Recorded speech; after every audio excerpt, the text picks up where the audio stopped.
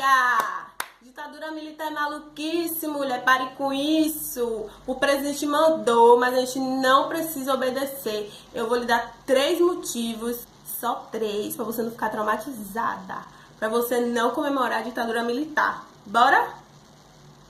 A verdade é dura! A Rede Globo apoiou a ditadura e não apoia! Então, como vocês sabem, você não sabe, menina, acorde. O presidente da República pediu para que todos os quartéis militares comemorassem o 31 de março, que foi o dia em que foi instituído o golpe de 64. E aí eu vou situar vocês muito rapidamente como que aconteceu, por que aconteceu, antes de explicar efetivamente por que a gente não deve comemorar. Então, para começo de conversa, os Estados Unidos e a União Soviética estavam lá se matando para ver quem é que ia mandar no mundo. Os Estados Unidos faziam o bloco capitalista e a União Soviética o bloco socialista. E assim foi instituída a Guerra Fria. No meio dessa Guerra Fria, alguns países que compunham um dos blocos socialista ou capitalista estavam sofrendo diversos impactos internos. E o Brasil, logicamente, também sofreu com esses impactos. Sendo o Brasil do bloco capitalista, ou seja, aliado dos Estados Unidos, haviam alguns movimentos, comunistas dentro do país. A gente pode destacar, por exemplo, Carlos Marighella, que foi um grande guerrilheiro, que lutou pelo comunismo contra a ditadura militar, inclusive, e alguns outros guerrilheiros famosos, como a própria ex-presidenta Dilma Rousseff. Esses movimentos acabavam causando um impacto negativo na extrema-direita do país, que tinha muito medo de que o Brasil virasse literalmente Cuba.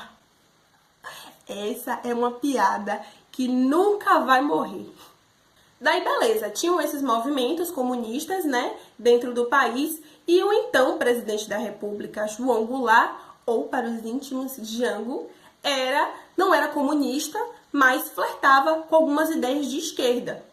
Jango tinha como suas principais promessas de governo uma mudança estruturada no sistema de educação que diminuísse drasticamente a quantidade de analfabetos e a reforma agrária.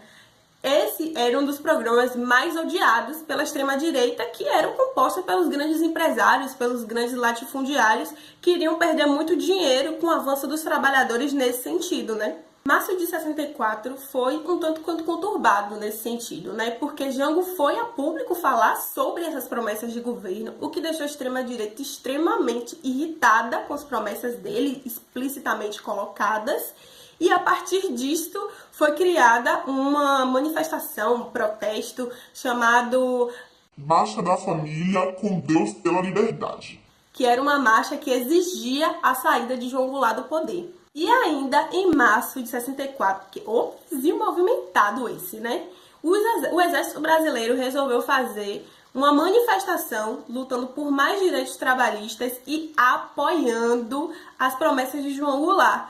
O ministro da Marinha ficou puto, ficou nervoso e mandou a Marinha ir lá interferir para que a manifestação se dissipasse, já que os militares eram contra o governo de João Goulart.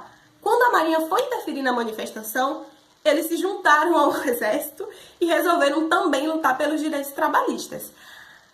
É que o bicho pega, gente, porque João Goulart pediu para que o ministro do Trabalho intervisse na manifestação, para que essa manifestação se dissipasse de maneira tranquila, e o exército se sentiu puto, o exército se sentiu ofendido. Como assim? O que esse cara tá achando que vai se meter no nosso problema, na nossa cozinha? Quem mexe é a gente. Com toda essa turbulência, com todas essas contradições, manifestações populares contra o governo, João Goulart foi buscar apoio no exército do Rio Grande do Sul e, se aproveitando disso, os parlamentares disseram que a cadeira do presidente estava vazia e, consequentemente, os militares tomaram o poder. Mas a gente sabe que os militares só tomaram o poder porque o ego de macho deles foi ferido, Se eu já te convenci até aqui, você já pode deixar seu like, se inscrever no canal e ir embora. Mentira, fica aí que tem mais vídeo. Se inscreve aí no canal, deixa like e me segue lá nas outras redes sociais, tá bom?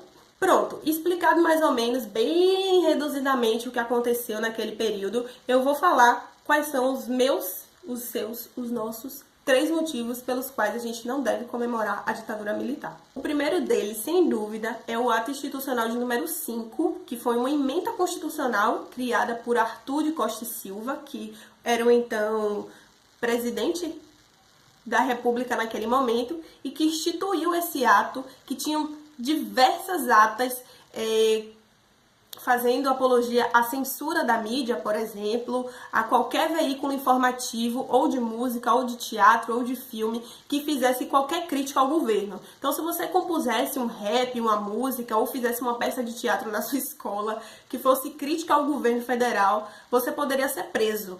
E essa PEC também instituía que, além de você ser preso por estar criticando o governo, você não tinha o direito de saber por que estava sendo preso, e em alguns casos você era condenado sem julgamento. Então vocês imaginam a gravidade das prisões e a quantidade de tortura que se precedia as prisões, né, nesse período. Outra coisa também que foi legalizada pelo ato institucional número 5 foram as reuniões políticas. Eram extremamente proibidos fazer reuniões políticas em qualquer espaço que fosse.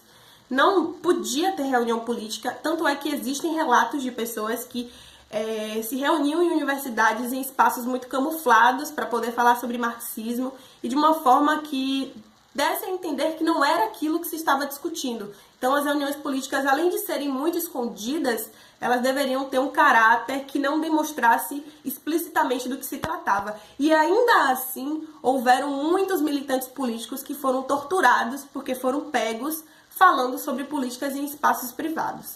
Muito engraçado, né? Porque as pessoas hoje na internet gostam de chamar mulheres de nomes de baixo escalão, gostam de cometer atos racistas nas fotos de mulheres famosas, gostam de hackear, divulgar dados pessoais de militantes, e isso seria crime na época da ditadura, que é um período que essas pessoas costumam defender, né? A liberdade de vir, a liberdade de estar na rua a partir de determinados horários era impossível, porque a polícia instituía toque de recolher em diversos lugares do país e as pessoas simplesmente não poderiam sair para qualquer hipótese que fosse, porque a polícia não permitia. Era proibido, era crime, sujeito à tortura, sujeito à morte, sujeito a desaparecimento, sujeito à prisão, que era o mais leve nessa situação, né?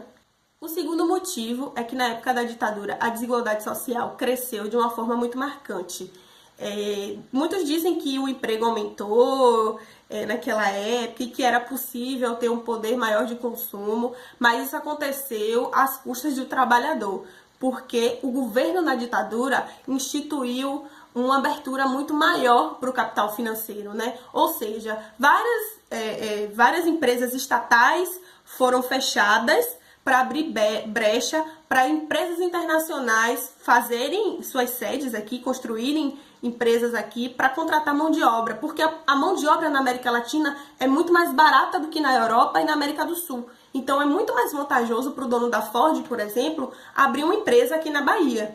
Fora que os empréstimos de fundo internacional causaram um rombo extremo na dívida externa que a gente paga até hoje, gente. Se os números de impostos são altos, se você não consegue ir para Disney porque os números de impostos estão altos, acredite, a culpa não é do PT. É uma herança trazida da ditadura militar. E o terceiro motivo é que incitação à tortura é crime, meu anjo. Exatamente.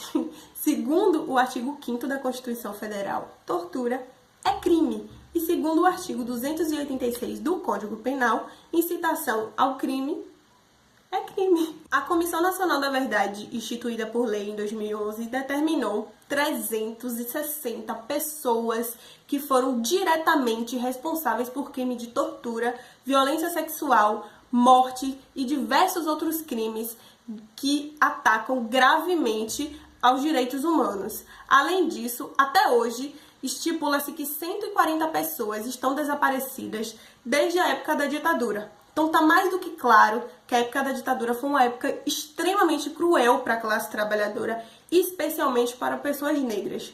Então, antes de pensar em comemorar a ditadura militar, avalie direitinho a possibilidade de debater historicamente, socialmente, com fatos estatísticos e concretos o que significou a ditadura militar e por que a gente não deve comemorar, quais foram os danos sociais causados até hoje na economia do país e na nossa sociedade, tá bom?